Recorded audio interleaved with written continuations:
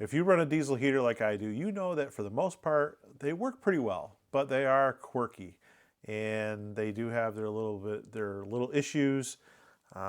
I've had issues. I've seen other people have issues. I've done videos about my issues, but for the most part, the biggest drawback is this controller. If anybody can figure this controller out, you're better than I am, because mine didn't come with any instructions, and basically all I do is I turn it on and I push this button all the way to the top, and that gives me maximum heat. And then when it gets too hot, I take this, I push the down arrow, and I dial the heat back a little bit. But there's no thermostat in this, so it's either on or off. You really can't regulate it with a cycle, a schedule, anything like that. About a month ago, out of nowhere, I got an email from this company called Bureck. And they make this controller slash thermostat that will control your diesel heater. And they sent one to me to try. They sent it to me for free, asked me to try it and make a video. There's no expectations, I'm not making any, they gave me this, that's it. There's no deal, there's no sponsorship, there's no anything. So they asked me to make a video. And at first I was a little bit hesitant, but then I decided I'd give it a try. This allows you to set the temperature in the room or wherever you're using your diesel heater. It's a van, RV, workshop, whatever. It allows you to set the temperature, and the diesel heater will cycle on and off to maintain that temperature. So just like the thermostat in your house, you just have to set it and forget it. There's two models. There's a battery operated model, which has a rechargeable battery.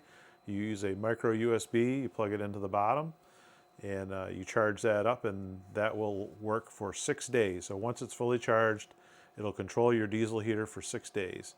I asked them to send me the non-rechargeable model, which means I have to keep it plugged in all the time, which is not a big deal because it's just one less thing I have to remember to keep charged. When you take the thermostat out of the box, you're going to find the thermostat and no cord. So it takes a micro USB cord. It's probably not showing up on here too well, but micro USB cord will work. Again, mine is the one that has to be connected to power. This is not the battery operated unit. The next thing you should probably do would be to use the QR code on the back, scan that, and get the instruction book. Once you get the instructions on your phone, you want to click the user manual, click view, and then the very first section that I used was this quick start guide. And what this tells you is how to turn it on, which there's a switch on the side. You turn this to on. A few seconds later, the screen will pop on. It'll also tell you how to get you to the settings menu. You click the up and down button, same time, takes you to the settings page, setting number 1. The first thing that you should probably do would be to clone your remote. So you click on clone your remote. You have to have your remote handy. It says waiting for the on code. Click the on button. Waiting for the off code. And then it says success.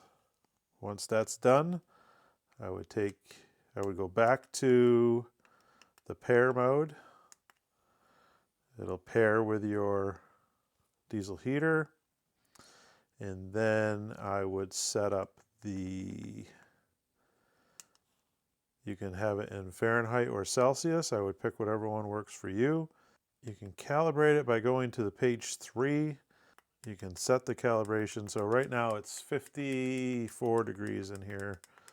So I'll set that at 54. I'll click OK. It should calibrate it.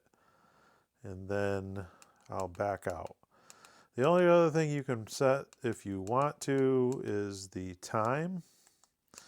And that is, you get push those two buttons to get out of to set the time. Push the middle button, use the left button. We're going to set the time. The time right now is, well, it appears we're in military time, which is fine. So it's 7 o'clock, and it's 9 minutes. So 19:09 is what it is.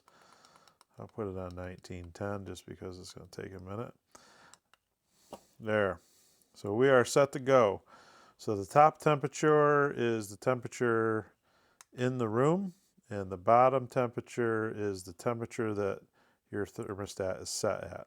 So right now it's 55 in here. We are going to bump that up to, okay, so the diesel heater just kicked on.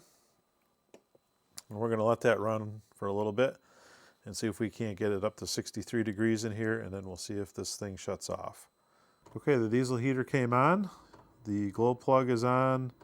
The pump is on. You may or may not be able to hear it, and it's starting to warm up. All right, we'll let that go through the startup cycle. We'll let it run for a little while and see if we can get the thermostat to shut the unit off. So we'll see how it goes. I'll check back in a little bit. All right, I had to lower the temperature, the set point, because the diesel heater was struggling to heat the garage up tonight. Because my garage isn't insulated, it takes a little while. So it brought it up, I think it was 3 degrees total. I think we started out around 50 degrees, and I got it up to 53 degrees in about 45 minutes or so, and the unit shut off. If you're looking for a way to control your diesel heater, it's not a bad option. I didn't even know these existed until they contacted me. It does give you a whole new functionality for their Chinese diesel heater. You do have to have a specific remote for it to work, and if you go on their website, it'll show you the different remotes that it is compatible with. The only thing I used the instructions for was to figure out how to get into the settings section, and you just push the top and bottom button at the same time, and that gets you in there. Then you can set your Fahrenheit, Celsius, pair up your thermostat with your diesel heater. You can clone your remote to the thermostat, and you've got to do a few steps before you can actually use it. But it was all intuitive, and I could do it without referring to the instructions. So it seems pretty straightforward and functional. This thermostat is a great option for a diesel heater. Go to Bureck's website. I'll put a link in the description along with a link to the owner's manual so you can check it out. They did send it to me for free to review with no strings attached. I could say whatever I want to say. Basically, it just showed up in a box. So the obvious question is, would I buy it? And the answer is yes.